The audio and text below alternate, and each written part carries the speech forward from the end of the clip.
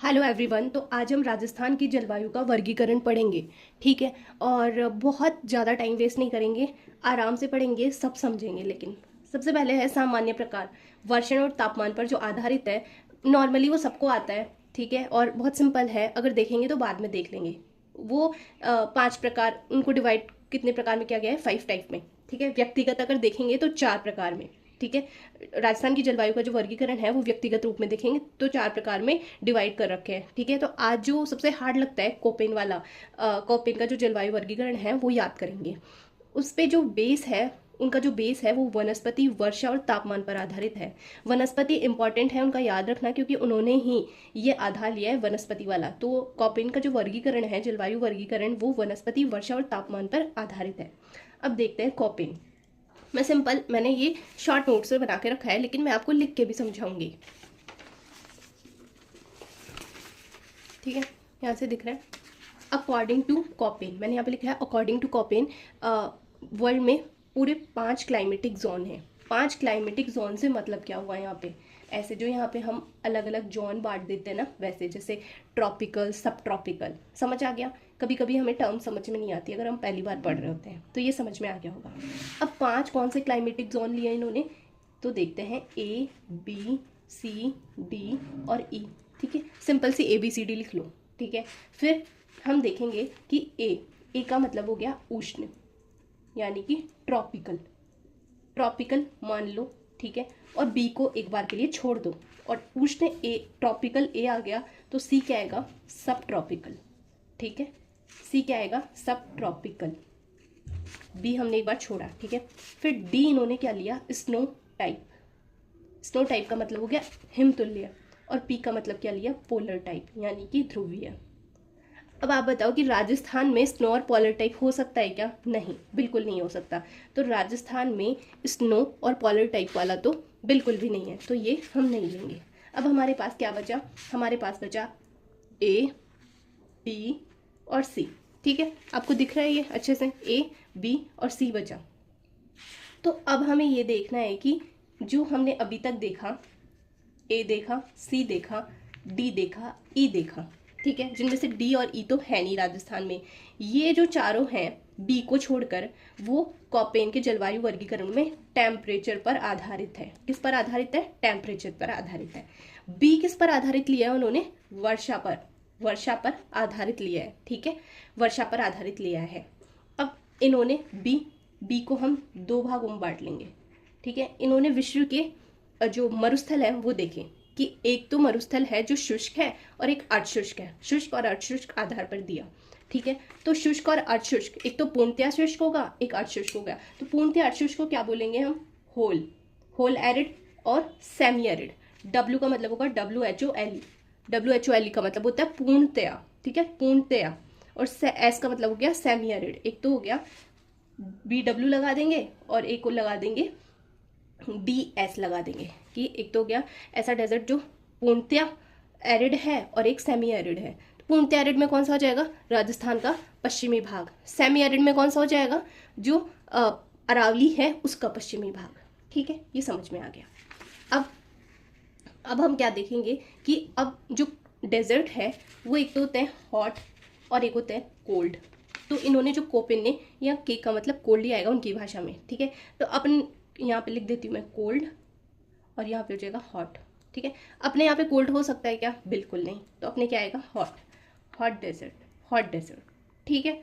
फिर अब मैं यहाँ पे बनाती हूँ ABC, जिसमें मैंने बी ले लिया, BWH और BSH। यहाँ पे A और यहाँ पे C। ठीक है, ये सेम सेम आ जाएगा। अब अपने यहाँ पे कैसे है, विंटर ड्राई। ठीक है, विंटर में ड्राई, यहाँ पे विंटर ड्राई, सब में आ जाएगा winter dry, winter dry, winter dry. अब CW में G और लगा दिया, CW में G और लगा दिया। G का मतलब इन्होंने गैंजेटिक प्लेन लिया है।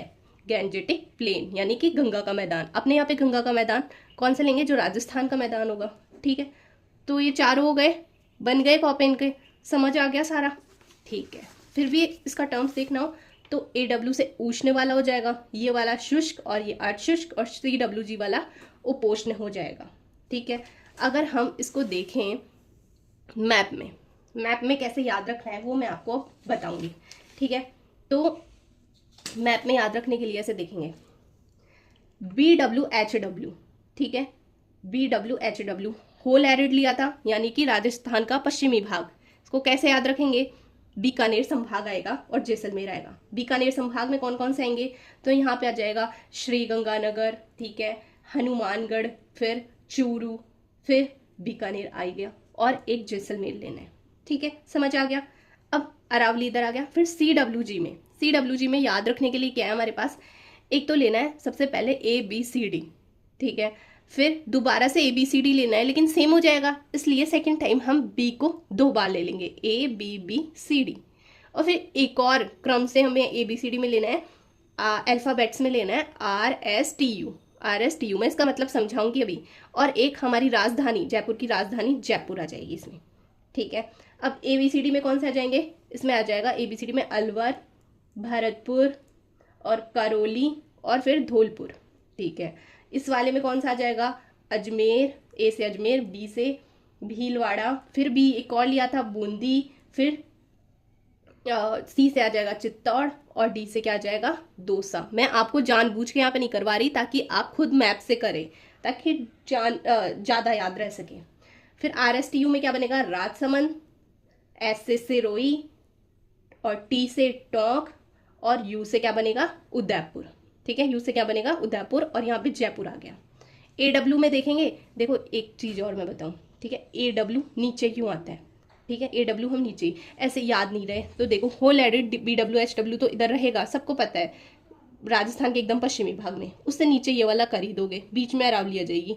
अब CWG और AW में अगर आपके कंफ्यूजन रहे, ठीक है, तो और फिर बीच में मान लो ये BW वाला हो गया, ये AW अब भी याद नहीं रहता, तो ऐसे मान लो ये BW इधर हो गया, ये AW इधर हो गया, बीच में C से ले लेना, सेंट्रल वाला पार्ट, सेंटर में बीच में ले लेंगे इसको, समझ आ गया। अब AW में क्या क्या आएगा, वागड़ प्रदेश और हाड़ौती वाला प्रदेश। मैंने यहाँ पे लिखा है बूंदी के आगे क्रॉस किया है, यानी कि बूंदी को नहीं लेना है। यहाँ पे क्या क्या आएगा, कोटा, बारा, झालावाड़ और आंशिक चित्तौड़गढ़, ठीक है। घोड़े की नाल वाला जो होता है ना, वो आंशिक चित्तौड़गढ़ लेना है, ठीक है, छोटा वाला, ठीक है, आंशिक चित्तौड़गढ़। मैं यहाँ पे लिख देती हूँ आंशिक चित्तौड़गढ़। फिर वागड़ प्रदेश में क्या लेंगे, बांसवाड़ा, डूंगरपुर और प्रतापगढ़, और अब एक सलूम्बर भी आ जाएगा। समझ आ गया होगा। अब दोबारा से इसको देखना, आपको बहुत अच्छे से याद होगा, खुद मैप से करना ताकि लंबे समय तक याद रहे, ठीक है। ये देखो चीज़ें ऐसी हैं कि एक बार में याद नहीं होती है, हम बार बार रिवाइज करते हैं तभी ये चीज़ें याद होती हैं। फिर अब देखेंगे यहाँ पे कौन कौन सी वनस्पति हमें वनस्पति मिल जाएगी, ठीक है। तो AW में सबसे पहले देखते हैं BW, इधर क्या मिल सकता है, वर्षा एकदम कम होगी तो यहाँ पे क्या मिलेगा, जीरोफाइटिक यानी कि मरुद्भिद, कंटीली झाड़ियाँ वगैरह, ठीक है। फिर इससे थोड़ी सी ज़्यादा वर्षा होगी तो यहाँ पे देखो BW होल एरिड यानी कि मरुद्भिद, S आ रहा है तो यहाँ पे कर देना स्टेपी, ठीक है, स्टेपी। फिर CWG, G से गैंजेटिक प्लेन ही आ गया तो यहाँ पे ड्राई डेसिड्यूस फॉरेस्ट यानी कि मानसूनी पतझड़ तरह की वनस्पति मिलेगी, ठीक है, मानसूनी पतझड़ वनस्पति मिलेगी। अब एक समाना तुल्य, यहाँ पे सबसे ज़्यादा बारिश भी हो जाएगी और वेजिटेशन भी सबसे ज़्यादा मिल जाएगी, तो यहाँ पे सवाना तुल्य वनस्पति हो जाएगी 80 से 120 सेंटीमीटर की वर्षा के साथ, ठीक है। आई होप कि आप सबको ये पसंद आया हो। मैं भी चाहती तो तीनों ले सकती थी, ठीक है, व्यक्तिगत वर्गीकरण वाले, लेकिन मैं जानबूझ के नहीं ले रही ताकि एक समझ में आ जाए, फिर कल दूसरा कर लेंगे। वो तो दोनों तो छोटे छोटे ही हैं, अगर ये समझ में आ गया तो बाकी का त्रिवार्था वगैरह समझ आ जाएगा, फिर इनका कंपैरिजन भी देख लेंगे। अगर आपको समझ में आया तो प्लीज़ चैनल को लाइक, शेयर और सब्सक्राइब करें। Thank you.